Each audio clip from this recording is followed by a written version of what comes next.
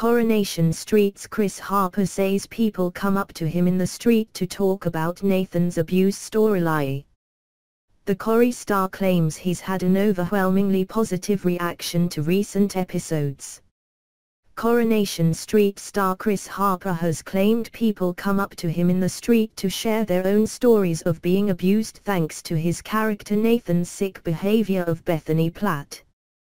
The soap hunk, who stars opposite Lucy Fallon in the show, says the public's reaction to Nathan's degradation of his young girlfriend has been 100% positive and has even allowed some viewers to get their own history off their chest.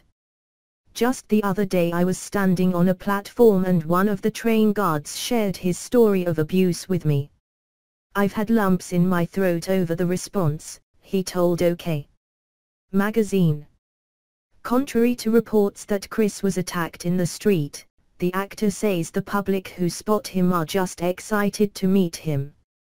Other people are on the verge of tears because they are saying it's happened to them or they are worried about their niece or a family member, he went on.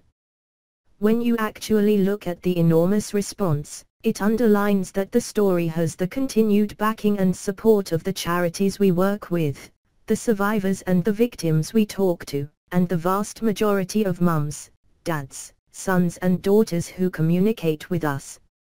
It is nasty. Sexual abuse is a horrific, life-changing crime, but perpetrators succeed because of people's shame and fear. It thrives in secrecy. Corrie is a small part in a big movement to stop these predators getting away with their crimes. Sadly, Bethany's plight is still ongoing and her Coronation Street situation is set to get worse before it gets better. Viewers have begged Bethany to listen to her mom Sarah after the teenager shunned the idea of talking with police about evil Nathan Curtis and then lied about splitting from him. Then, in a horrifying twist, it emerged Nathan wants to take Bethany abroad, far away from the safety of her family so he can sell her for sex. The vulnerable schoolgirl crept down the stairs on Monday night's episode to eavesdrop as Sarah and the Platt family spoke to authorities about Bethany's options after rescuing her from the clutches of depraved Nathan and what they needed in order to pursue a prosecution. It's not an easy road, says the detective. The men that do this know the rules and make it difficult to prove, which is why we need Bethany to cooperate and testify. But Bethany was resistant to the idea, insisting Nathan had done nothing wrong. It was a party.